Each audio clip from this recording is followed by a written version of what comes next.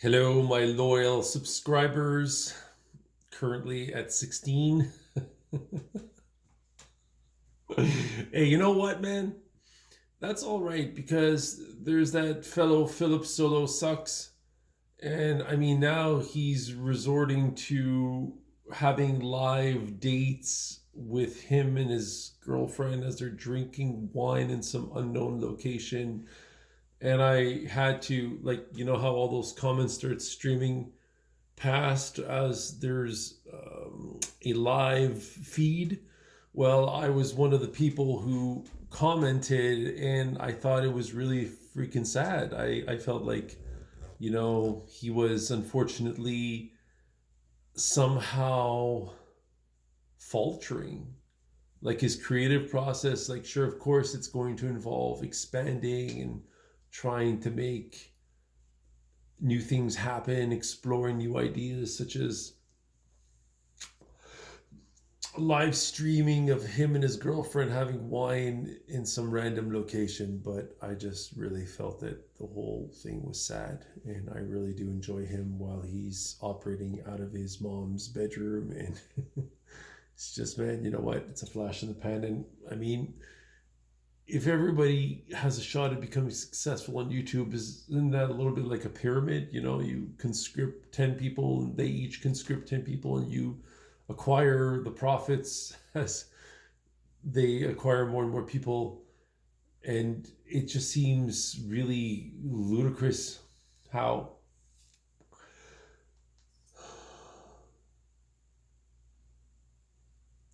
it seems ludicrous that there are celebrities, or that,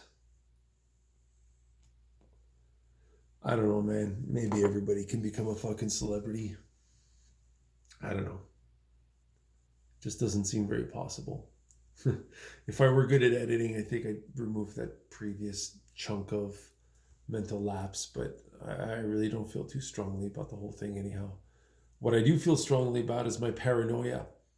It turns out that YouTube yesterday blocked one of my videos because I had referenced the Red Hot Chili Peppers and a group made up of two brothers. And somehow I didn't realize that it was going to be captured by their program, their AI. Fuck, man. So, yeah, I'm literally banned worldwide for copyright infringement. So I'm wondering if now I'm more of a risk factor. You know what I mean? So that's fine. That's fine. Um, Not too sure what I want to talk about, although there is one thing right now that's pretty fresh.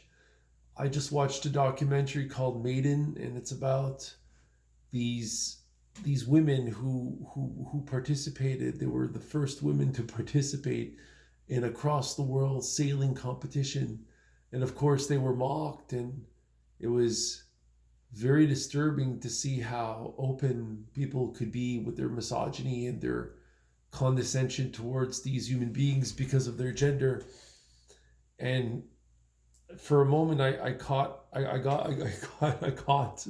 an awareness, a brief glimpse into perhaps the value of people discussing things such as gender fluidity or non-binary.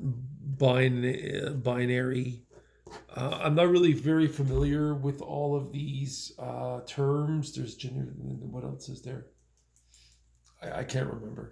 I mean, look, it's like anything, right? Things are going to be brought to some ridiculous level that's only going to make sense to a few individuals, and to the rest of the people, their terms or their demands or their pronouns and their expectations that society embrace a bearded fellow with a bra identifying as a woman or no longer identifying as anything. It's really kind of hard because there needs to be some semblance of balance, dictated by whom? Well, as always, the most powerful, right? So in this case, if it is the left wing, and if it is these people who are currently seen as on the fringes. I mean, if they get their fingers on the button, they're the most powerful, right? And so they get to dictate the terms of our insanity or sanity, however you want to identify with reality. So, got a brief glimpse of what perhaps made sense in this LGBTQ and whatever letters people are attaching to it now. Started making sense. I got a sense that, well, maybe they're onto something, you know?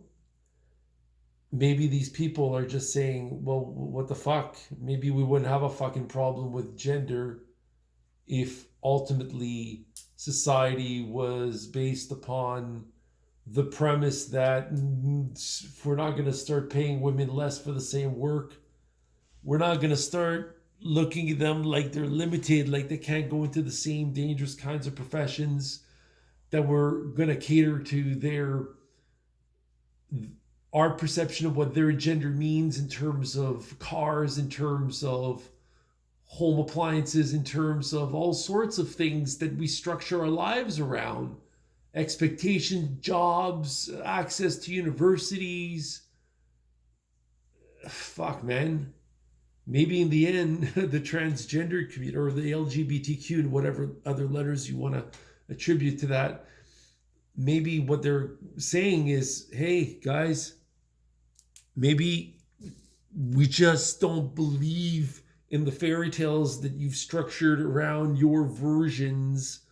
Because, right, like, imagine we look at people within our society, from the LGBTQ community, like they're whatever the other letters. Yeah, I'll stop saying that. We look at them like they're fucked. They're disturbing to us, and yet perhaps they're as disturbed with the stories that we create around our stereotypes of particular genders. And then those expectations are enforced and they're institutionalized and they become endemic to a system. And society is thus structured in this manner and propaganda is established. Then the wheels and mechanisms of social engineering come into play, and bam, you've got a bunch of fucking asshole guys working in an industry mostly dominated by men, say construction, the police, the military, medicine, whatever, fuck, whatever was outside of the house, and that men can do and make them feel manly and strong and powerful. And maybe they didn't want the women infiltrating because they were afraid that they would ruin their boys. They're bonding over their crude jokes, not having to watch themselves and feel embarrassed and ashamed. And yeah, maybe it made them feel more self-conscious of their bad habits if women were involved or were to infiltrate. I don't know. So yeah.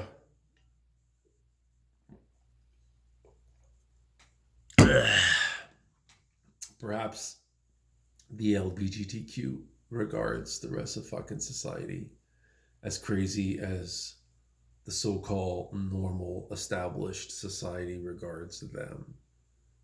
I mean, you take a bunch of human beings, you put them in a military environment, you make them sacrifice their lives or become murderers, and somehow that's acceptable and not frowned upon and looked at as normal. Let's really draw attention to that word. Normal. So yeah, not very normal to me. And yet, when we in the established, because I feel that I'm more in that realm because of my responsibilities and my home ownership and the fact that I have a leased vehicle and a corporation and blah, blah, blah. I feel I'm really part of that establishment, and yet here I am with time, the luxury of time on my hands to be able to do such things. And what I'm saying is I do belong to that community, and when this so-called established normal community regards the way women are treated in certain countries where their clitorises are cauterized, where women are not permitted to drive, where they're stoned to death, where they are killed as honor killings, where they are disposed of because the dowry will be too much. Somebody created a board game of rules. In our country, you as the father must pay a stipend, a dowry. And if you cannot afford it, well, then what are you going to do? Throw the baby over a cliff, abandon it in the woods, in a field. Allow nature to take its course, right?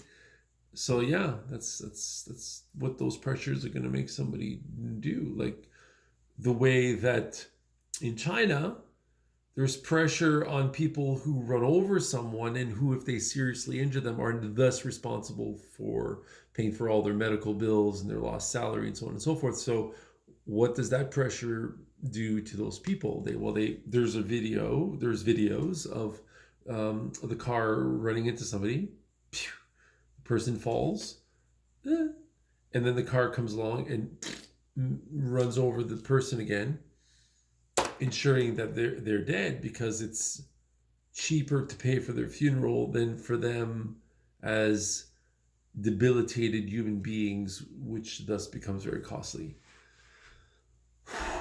So as I was watching this show, and then in one instance they did win one leg of their, I think it was through the South Ocean, South the South Pole, I guess. Fuck, I'm bad with you. I'm so sorry. It was cold. There were icebergs, so they took a lot of risks, and then they wound up winning. And they sailed through the night, and these massive waves, the courage and the camaraderie. And as was revealed in the narrative of the story, where these women are reflecting on that great achievement of sailing across the world, and everybody told them when they couldn't get financing. Who did they get financing from? The king of Jordan, King Hussein. He was friends with one of the girls who was a delinquent. She'd been suspended like 27 times and expelled from school, and good Lord. And her mom was involved in an abusive relationship where the guy beat on this poor little girl, and well, maybe she was very challenging, but yet still. The souls of these women just dégage. They emanate. They emanate. I mean, you look at that woman. You look at her eyes, the determination. Man, she went through fears. She went through self-doubt that she wasn't capable of leading these women. But no, man. Like they said in the end, they didn't have to talk. They knew what the other person was thinking before that person was thinking it. And I felt so sad at that moment, because I knew once their journey would end after, I believe, 186 days. 9 months, right? They would disperse. And these women were tearful when they spoke and reminisced about what they had experienced. So I highly recommend watching this documentary, Maiden, if you have the patience, if you have ADD, or you're a digital addict. It's not going to work for you. There's a lot of grainy footage from the late 80s and 90s. There was so much footage on these women. It really makes the story come to life, because it's not just a memory, although very well told, but we all know that memories can somehow be faulty. There's the actual home that this young girl was in as a teenager while her mom was in the abusive relationship. There's the delinquent young girl, the budding delinquency. You can see it. It's just like, damn, man. Wow, you really are a maverick, a fighter. you're railing against the universe, man. You're gonna make your mark here. You're gonna be that spark, eh? You're gonna be that spark that ballads are created for, to commemorate you. And I really hope that someone does make a ballad about you, man, because Maiden, even the name of your ship, they had to buy a secondhand ship, and they took care of it. They fixed it all up. It was a piece of, watch this documentary. You will find God through them, through their achievement. Believe in them and their Bible. It has far more value. Anyhow, today I was a little bit sad, so I decided I was going to play the piano, and I was sad because I was driving home, and again I was alone. I mean, I went up this one path, this road that in the 6 years that I've been here, I never even thought of exploring, and I felt embarrassed about that.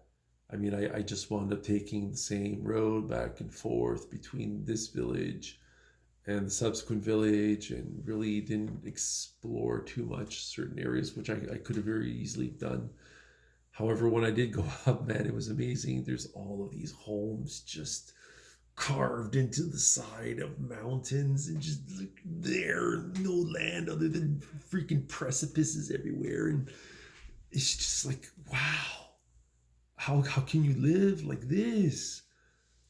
And this windy, narrow road, it reminded me of my drives through Europe, man. It was just like, sorry, along the cliffs in Crete and in fucking Pompeii. Oh my God, when we're going into Vesuvius with the bus with faulty air brakes. Oh my God, the risks we take in life. And this road, and I went up, and I was alone, and I was okay with being alone, because I knew that if somebody were with me, I'd be really disturbed by them being on their phone, and I wouldn't, it would have taken something away. I guess I'm just kind of scared of becoming okay with being alone. It's getting very comfortable, as much as being in a comfortable relationship. So much so that I'm not even sure if I want anybody here this weekend. Anyways, stay tuned, guys. Watch Maiden.